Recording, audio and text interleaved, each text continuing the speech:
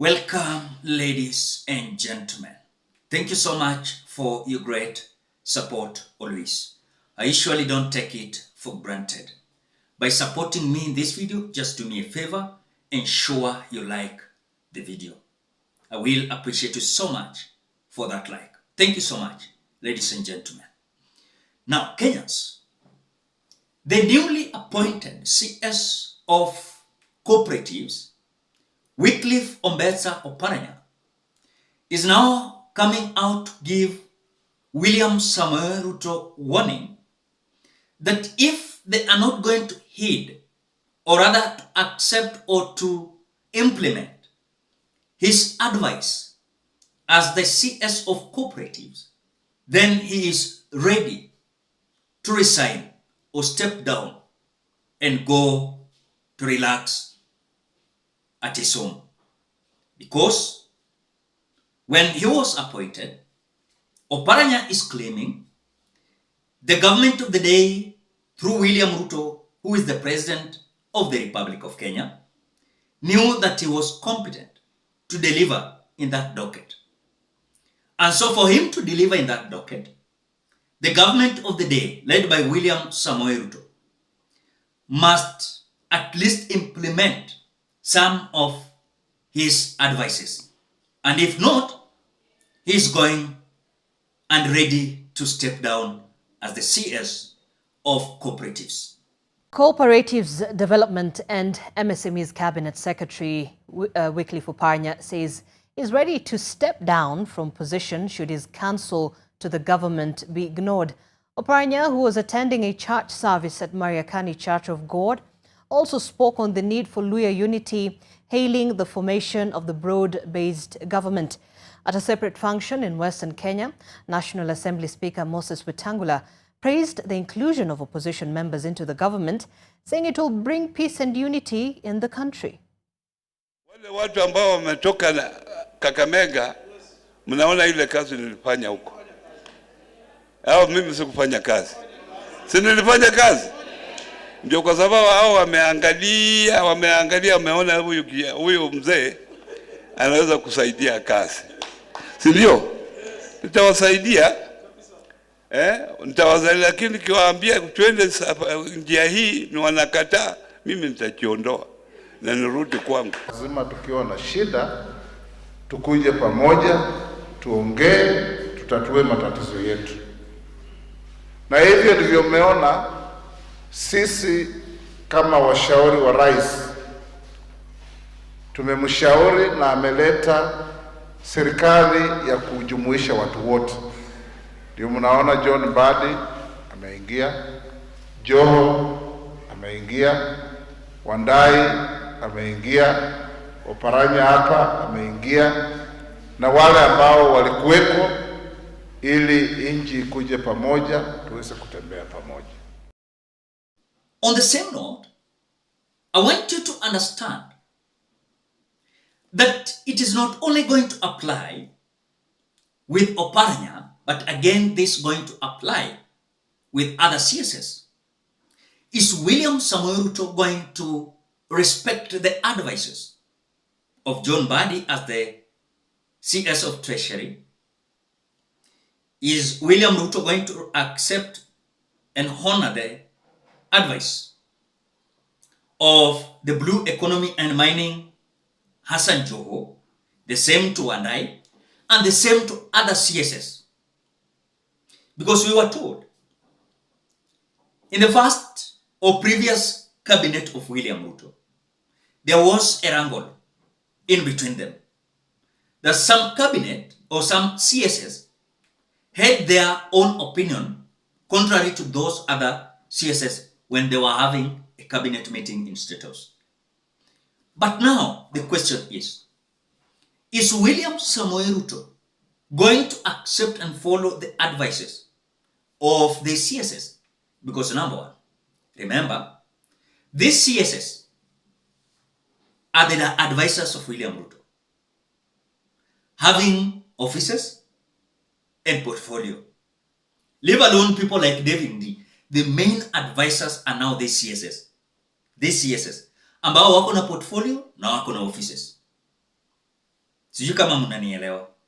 And so it was a good idea kama wasaidizi wa William Ruto. William Ruto also must come out and understand that the CS is trying to tell him this and this. But the question is William Ruto going to accept advices? Or the man is usually advising himself? You will tell him today this, and he will do this. Is he going to accept the advices of these CSs?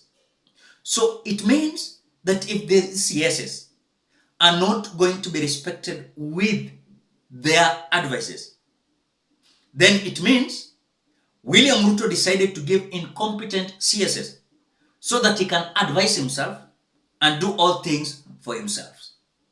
And that is what you saw in the last cabinet of William Ruto. He had incompetent CSs.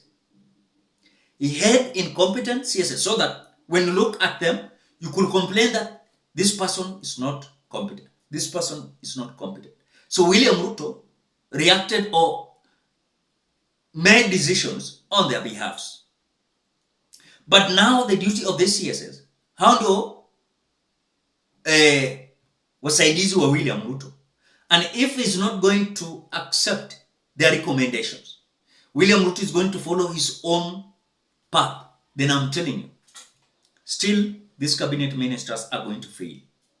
Because when a fish inaoza kuanzia kichwa, inamaanisha William Ruto is being advised and is not accepting the advice he's being told.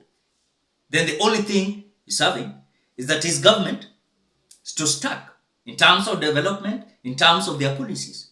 They cannot continue. Why? Because number one, William Ruto is advisor to himself in every ministry.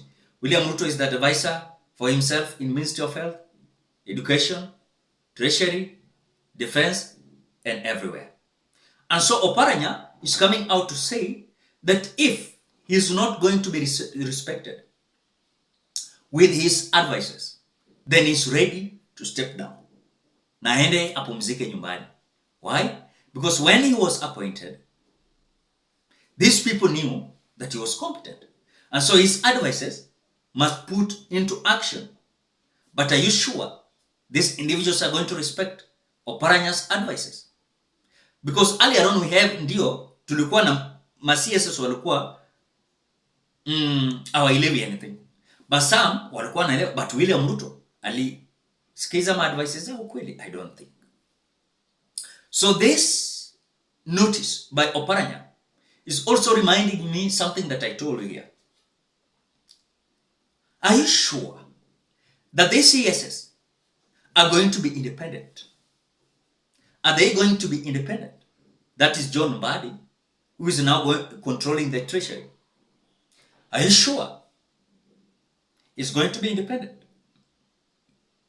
The same to the CS of energy, Opiyo Wandayi. The same to Joho.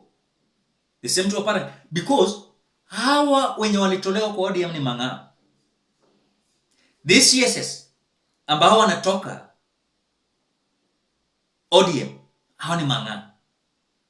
And that is why I told you, utasikia the CSs wale walitolewa kwa ODM, wakina Joho, wakina Mbadi wataanza kusema, we are trying to advise, but the government of the day is not taking our advices serious. Then the only thing we are having is to resign. But if truly William Ruto is going to follow their instruction, then maybe things might be good. But I don't see anything that is going to come to goodness. Sioni. Because one, I know you are being manipulated with several things. William Ruto anajaribu kuwaeleza, naenda kufungua sijui tap water sijui Murang'a, sijui naenda kufungua stima sijui wapi. Some projects are even for MCAs. Some projects are even for members of parliament and governors. But because William Ruto wants himself to legitimize himself, and so he must be on the ground. And being on the ground, he must try his best to manipulate the minds of Kenyans. So for me, the message of Oparanya was so critical. In the name of broad-based government, CSS, or the government of national unity, the CSS are now feeling like those who were sacked or fired, kuna kitu walikuwa wanapitia hapo. Kwani Oparanya atakuja aseme ati kama hawatasikiza my advice zangu, mimi nita step down. Do you want to tell me that hao wengine walikuwa na advice William Ruto na alikuwa anasikia? And that is why I accept today what Alfred Keter said. You cannot advise William Ruto. You cannot advise William Ruto. That is what Alfred Keter said. So we are just waiting to see how things are going to be with this new so-called broad-based government, CSS, or Government of National Unity, CSS. That is what we are waiting for. But typically, let us see how things are going to be. Ladies and gentlemen, what do you think? Drop your opinion at the comment section below.